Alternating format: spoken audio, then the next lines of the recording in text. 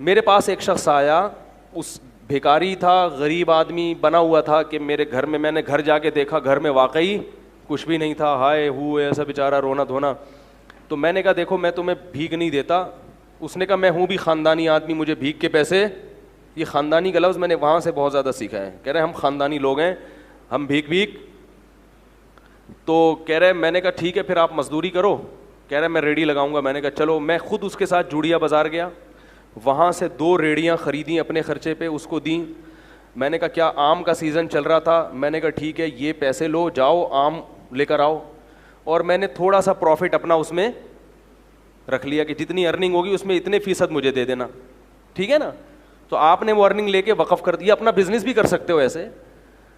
تو میں تو آپ کو وقف بزنس تو آپ بہتر جانتے ہیں نا, میں تو آپ کو کہہ رہا ہوں فی سبیل اللہ اس طرح بھی رقم وقف کی جا سکتی ہے. تو بھائی 20% مجھے دے دینا. پھر ہم نے اس کی جو بھی شرائط آدمی کر لے کہ میں نے کیا کرنا ہے اس کا. تو جوڑیا بازار سے ہم نے اس کو 2 ریڑیاں دلائیں.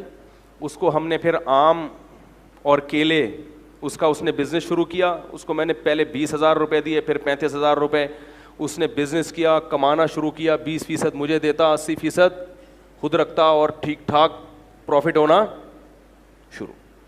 پھر جی آیا کہ وہ میں اصل میں گودام لینا چاہ رہا ہوں تاکہ میں مال کیا اٹھاؤں, کاروبار تو بڑھتا ہے نا. پھر ہم نے کہا جی اچھی بات ہے.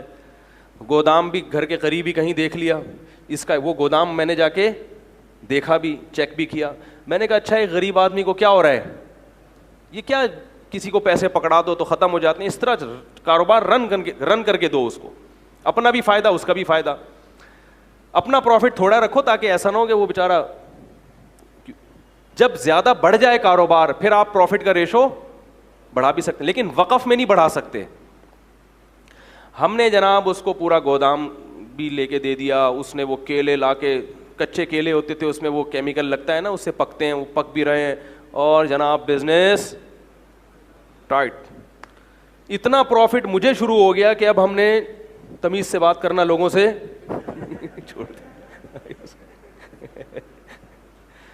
سمجھ میں نہیں آ رہا تھا. گاڑی جو ہے ہم کرولا لیں, وٹس پہ ہاتھ ڈالیں, وٹس چھوٹی گاڑی ہے, مزہ نہیں آئے گا. یعنی اس میں بہت بڑا کاروبار ہو گیا. گودام کے گودام بھر گئے بھائی, نواب شاہ سے ڈائریکٹ زمینوں سے مال اٹھ رہا ہے. ٹائم لگتا ہے لیکن بڑھتا ہے کاروبار. اور وہ بندہ بھی فیک نہیں, بالکل نظر آ رہا ہے بھائی, ریڈی لگاتا ہوا, پیاز آلو پیاز بھی بیچے اس نے. پھر اس نے اپنے بیٹے کو بھی ملا لیا, ملازمین بھی ہو گئے, وہ دے مار 4.5, کیونکہ محنت بہت کر رہا تھا. وہ نظر ایسا آ رہا تھا, کر رہا تھا نہیں کر رہا تھا یہ تو ابھی آپ کو آگے بتاتا ہوں. اب لوگ میرے پاس آنے لگے, مفتی صاحب یار ہم بھی چاہتے ہیں اس کاروبار میں اپنا حصہ ڈالیں.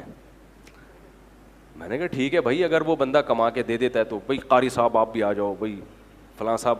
شکر ہے ایک قاری صاحب ہی آئے, وہ بھی مالدار آدمی تھے. اس کے علاوہ پھر میں نے کسی سے, میں نے کہا نہیں بھائی اس کو ایک دیکھتے ہیں, ابھی چلنے تو دو, ابھی تو 1 سال بھی پورے طور پر نہیں ہو سکا. تو جی ہم اس کے گھر بھی جاتے تھے اور وہ ہمارے گھر آتے تھے. بڑا اچھا ماشاء اللہ ہمارا بزنس شروع ہو گیا, اس کو ٹھیک ٹھاک پروفٹ ہونا شروع. لیکن میں نے دیکھا کپڑے وہی اس کے چماروں والے.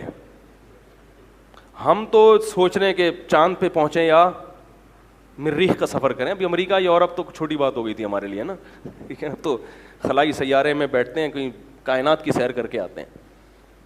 تو بالآخر ایکسپورٹ کی بات شروع ہو گئی. بھائی اب کب تک غریبوں کی طرح ملک میں جو ہے وہ ٹرک خرید کے بیچتے رہیں ہیں بھائی, کنٹینروں پہ بات آنی چاہیے. اب کیا خیال ہے؟ تو جتنے کما رہا تھا نا اس سے ڈبل انویسٹ ہو رہے تھے. بات آ رہی ہے سمجھ میں؟ جیسے آج اتنا پروفٹ دے دیا, 1 مہینے میں اتنا دے دیا, تو اب بھائی کاروبار تو ہر آدمی کہتا ہے بڑھاؤ, تو اور اس کو دے دیے ہم نے پیسے, اور کاروبار نظر آ رہا ہے. آلو پیاز ٹماٹر بھی بکتے ہوئے نظر آ رہے ہیں. گودام سے منڈی بھی جا کے میں نے دیکھا, وہاں بھی باقاعدہ اس کی ایک شاپ ہے جہاں سے وہ سارا بزنس ہو رہا ہے.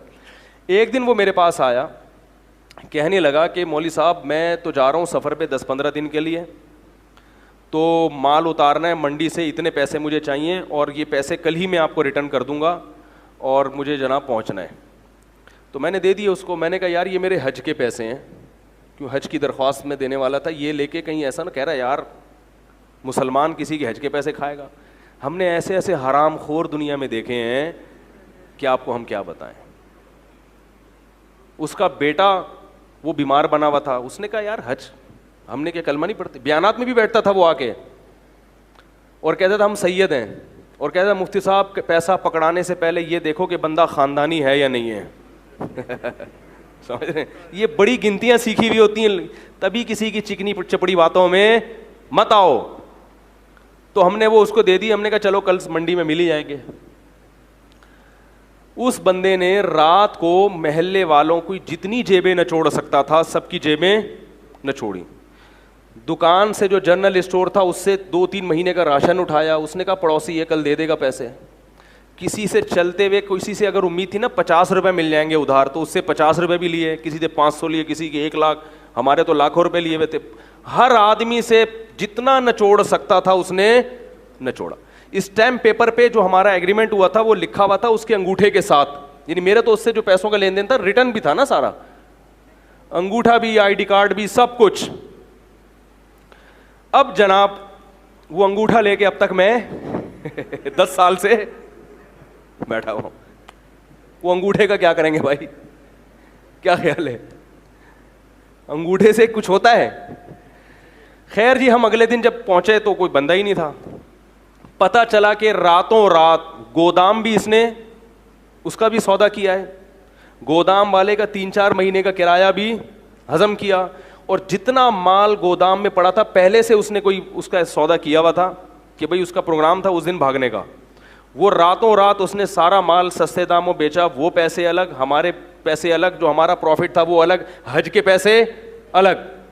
اور محلے والوں میں کسی سے 500 لے سکا, 50 لے سکا, 10 روپے مل سکے, جنرل اسٹور والے سے پیسے لے کے 12 سال ہو گئے میرے بھائی, 10 سال ہو گئے, صرف انگوٹھا ہے اس کا میرے پاس.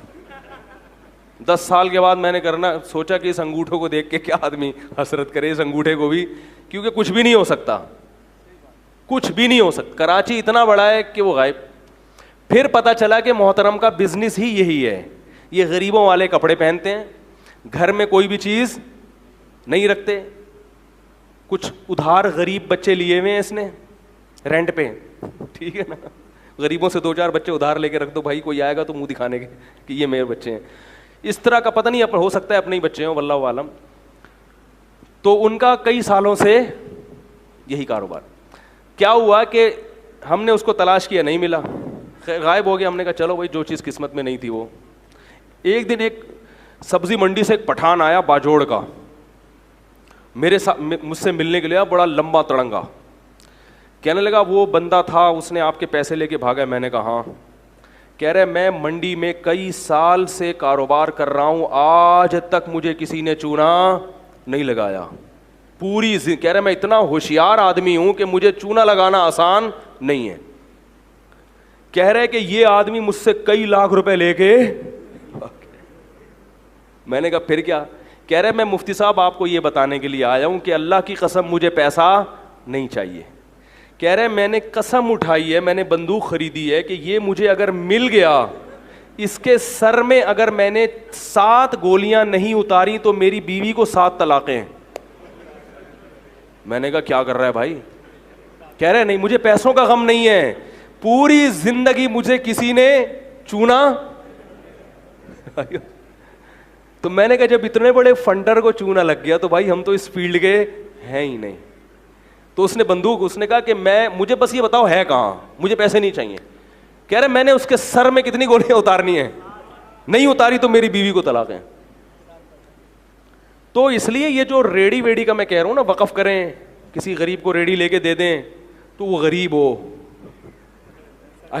بہت, میں یہ نہیں کہہ رہا کہ سارے فراڈی ہی ہوتے ہیں, لیکن واقعی دیکھیں اس فیلڈ میں فراڈیوں کا ریشو بولو بھائی زیادہ ہے. تو اللہ کا شکر ہے ہم نے کسی کا پیسہ لگایا نہیں تھا, اور اگر کسی نے لگایا بھی تو ہم نے کہا بھائی ہم اپنی ذمہ داری, لالچ نہیں کی تو وہ جتنا نقصان ہونا تھا وہ حج بھی کیا, حج پھر بعد میں کیا ہم نے, لیکن وہ 2-3 سال تک کیا ہو گیا, نہیں کر سکے ہم. تو وقف کریں لیکن لوگوں کو پہلے کیا کریں, پرکھیں. تو کوئی غریب آتا ہے بولے بھائی یہ کام ہے یہ کر لو. ایک غریب آیا کچھ پیسے مانگنے, میں نے کہا کوئی ملازمت کیوں؟ کہہ رہے نہیں. میں نے کہا یہ ایسا ہے کچرا گلی میں پڑا ہوا ہے, یہ اٹھا کے وہاں پھینکو اور میں آپ کو اس کے 500 روپے دوں گا. اس نے پوری گلی صاف کر دی. ہم نے اس کو, حالانکہ 500 بنتے نہیں ہیں, لیکن ہم نے اس کو کتنے دے دیے. تو بھائی اگر وہ واقعی محنت کر رہا ہے, اس کا مطلب کیا ہے یہ, بولو بھائی, مستحق. تو میں نے کہا یہ جتنا کچرا پڑا ہے نا, ایک شاپر لو, اس میں سارا کچرا ڈال کے پھینک دو, گلی کو کیا کر دو, صاف کر دو. تو یہ عمل سے ایک تو گلی صاف ہو جائے گی, نمبر 2 یہ اس کی علامت ہوگی واقعی مستحق ہے. جو اتنا غریب ہوتا ہے اس کے پھر اتنے نخرے نہیں ہوتے کہ میں کیوں کروں, جب نہیں کرو تو جاؤ نکلو یہاں سے بھائی. دکان پکوڑوں کی اور باتیں کروڑوں کی, وہ اتنا اونچا سر کہ نہیں ہم نہیں کرے گا. تو آپ اس کا مطلب پھر آپ یا تو عزت آپ کو بہت پیاری ہے تو پھر بھیک کیوں مانگ رہے ہو, کیا خیال ہے بھائی. اگر وہ کہے میں یہ کام نہیں کر سکتا تو پھر یہ بھیک والا کام تو اس سے زیادہ گھٹیا ہے. کچرا صاف کر کے پھینکنا کچرا کنڈی میں, یہ گھٹیا کام اتنا گھٹیا نہیں ہے جتنا لوگوں کے سامنے ہاتھ پھیلانا. تو اگر عزت کا خیال ہے کہ بھائی میں ایسا کام نہیں کروں گا جس سے عزت جاتی ہے, تو پھر بھیک بھی نہ مانگو, پھر بولو بھوکا مر جاؤں گا, کسی کے سامنے ہاتھ نہیں پھیلاؤں گا. تو جب ہاتھ پھیلا رہے ہو تو پھر بھائی یہ کچرا پھینک کے آؤ, سارا کچرا کنڈی میں, گلی صاف کرو. اور تھوڑے پیسے نہیں بلکہ آپ کو 50 روپے جو ملتے ہیں اس میں ہم آپ کو کتنے دیں گے, اس سے تعاون بھی ہو جائے گا, صدقے کا ثواب بھی مل جائے گا. تو اس طرح سے کیا کریں. اللہ تعالی ہمیں عمل کی توفیق عطا فرمائے.